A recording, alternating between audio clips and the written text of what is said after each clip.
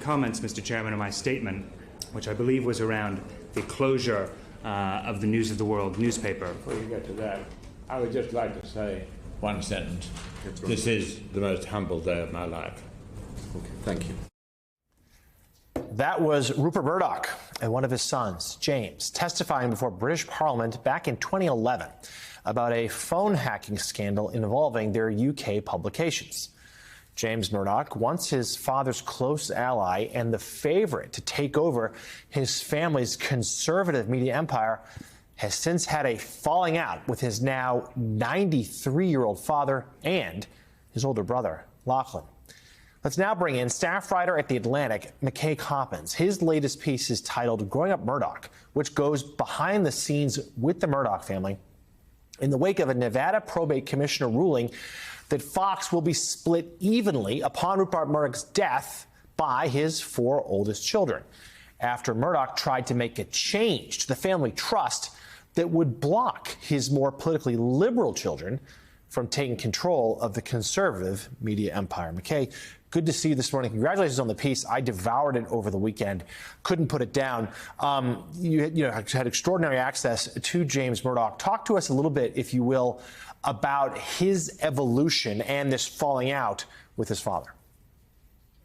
Yeah, so James Murdoch is Rupert's youngest son, and at various points in his life and career, he's actually been seen as the successor to the Murdoch empire fortune. He spent 20 years inside the companies, kind of playing the loyal lieutenant. He ran large portions of the company, but throughout his 20 years in the company, he became increasingly disillusioned with the way that his father was running these media outlets. And this is something we talked about a lot. Over the past year, we had more than a dozen interviews where he kind of vented about what he saw behind the scenes. He's now at a point where he believes that many of the Murdoch outlets, especially Fox News, are a blight on his family name, a menace to democracy. And he believes that serious reforms need to take place to salvage these companies. And obviously he sees things very differently from his father and older brother, who believe that they should stay the course and continue to kind of build this right-wing media empire around the world.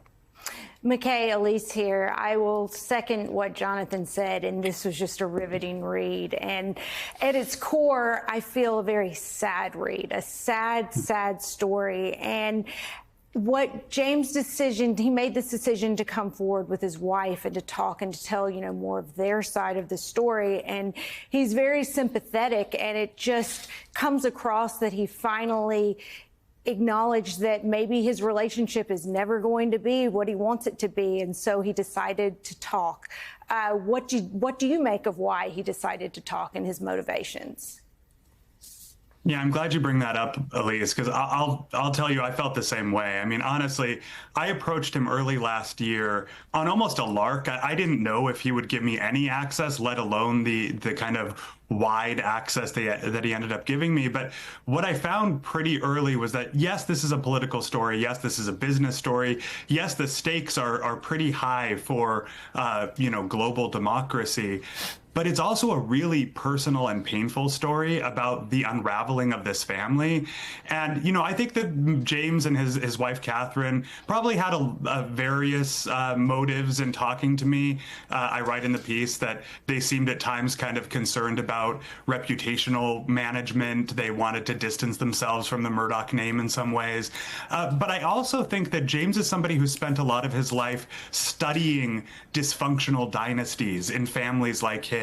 And he really wants to contribute a chapter to this literature. He thinks that the story of his family's unraveling, how it's been wrecked by power and money and greed, is something that he hopes future families can take a lesson from. He chronicled his father's twisted behavior. That's his word. He talked a lot about, how sad he is that he's at this point and late in his father's life where he's completely estranged from him. But at the end of the day, I think he really wanted to share the stories he'd seen, to share what he'd seen behind the scenes in a way that he never really had before. And I think in some ways it was cathartic for him. So, McKay, you described the experience of James Murdoch being deposed by his father's lawyer with his father, Rupert. sitting in that very room. You write in part this: James sat across the table from his father and prepared to be deposed. For nearly 5 hours, Rupert's attorney asked James a series of withering questions. Have you ever done anything successful on your own? Why were you too busy to say happy birthday to your father when he turned 90? At one point, the attorney referred to James and his sisters as, quote, white privileged multi-billionaire trust fund babies. James did his best to concentrate, but he couldn't help stealing glances at his father. Rupert sat slouched and silent throughout the deposition, staring inscrutably at his younger son. Every so often, though, he would pick up his phone and type. Finally, James realized why. He was texting the lawyer questions to ask, James told me. How, expletive, twisted is that? When the session ended, Rupert left the conference room without saying a word. And McKay, this certainly underscores just how sad this is, even at a moment where Rupert Murdoch's influence is at an all-time high with Trump's election. He was just simply in the Oval Office last week. Yeah, that's right. And that's what I mean when I say that this is both an intensely personal story and also a really high stakes story. And what's really at stake here is the future of this very powerful media company, right? James and his two sisters have been, to varying degrees, pretty open about what they see as the changes that need to take place at Fox News, at other Murdoch outlets, to make them responsible contributors to the global discourse. Rupert and Lachlan have resisted those changes. At one point, James was in place to take over after his father left. Rupert lobbied Lachlan, James's older brother, to come in and take his place because he didn't want to see those changes take place.